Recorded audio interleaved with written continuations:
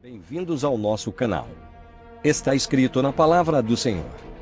E assim como foi nos dias de Noé, assim será também a vinda do Filho do Homem. Ao investigarmos como eram realmente os dias de Noé, encontramos muita similaridade com o que acontece hoje na Terra. No livro de Enoque, explica as razões pelas quais veio o dilúvio na Terra.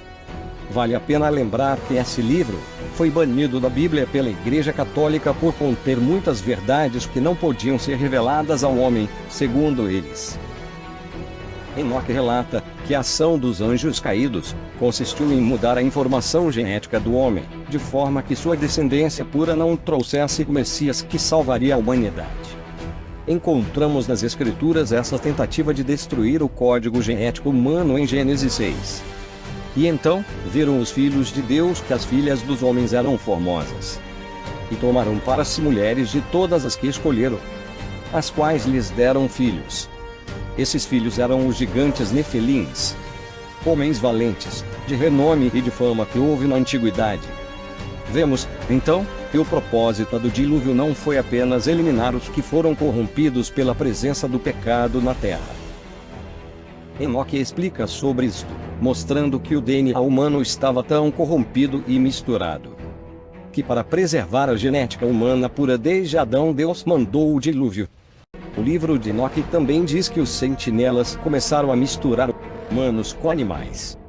Sim, eles prostituíam com os animais, para lhes gerar filhos, e assim misturar as raças. E por fim eles começaram a praticar o canibalismo, comendo os próprios corpos e bebendo o próprio sangue. O interessante é que o retorno a estas práticas nos dias atuais está predito na Bíblia. Híbridos humanos, animais geneticamente modificados, mudança no clima, alimentos modificados, o vampirismo e o canibalismo. E agora até mesmo a criação de um nefelim diluviano, através de um cruzamento de um animal com uma mulher. Os cientistas querem recriar um nefelim pré-diluviano, para ver como será a evolução da criatura e seu potencial de inteligência. Acreditem se quiser que estamos prestes a vivenciar o período mais assombroso de toda a Terra. Vejam essa matéria, que saiu ontem em Israel. Pesquisadores injetam DNA humano em macacos, recriando o pecado pré-diluviano dos nefelins. Pesquisadores do Instituto Planck de Biologia Celular e Molecular da Alemanha e do Instituto Central de Animais Experimentais do Japão injetaram um gene humano específico que normalmente não está presente na matéria escura de fetos de macacos saguis. Eles concluíram que os cérebros dos macacos se tornaram mais parecidos com os humanos ao desenvolver neocórtex maiores e mais avançados. O estudo foi publicado na revista Science. O neocórtex constitui a camada externa do cérebro e é responsável por quase 65% de seu tamanho total. Está envolvido em funções cerebrais de ordem superior, como percepção sensorial, cognição, geração de comandos motores, raciocínio espacial e linguagem. O neocórtex humano é cerca de 3 vezes maior que o de nossos parentes mais próximos, os chimpanzés, e seu dobramento em rugas, um aspecto aprimorado por Argap11B, aumentou durante a evolução para caber no espaço restrito do crânio. A motivação para o estudo foi o interesse em como o neocórtex humano se tornou tão grande.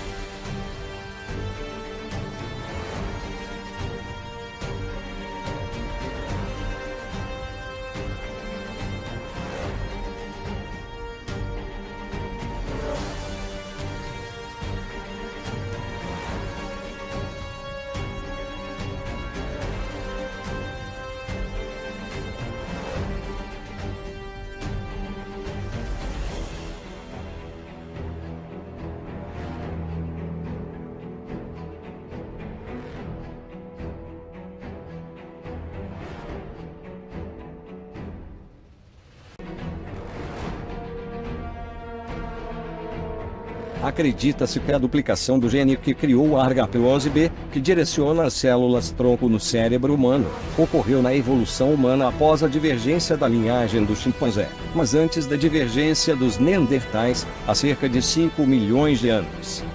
Isso corresponde à crença de que o neocórtex também evoluiu relativamente tarde na evolução humana. Os resultados do estudo sugerem que o gene ARGAP11B pode ter causado a expansão do neocórtex durante a evolução humana.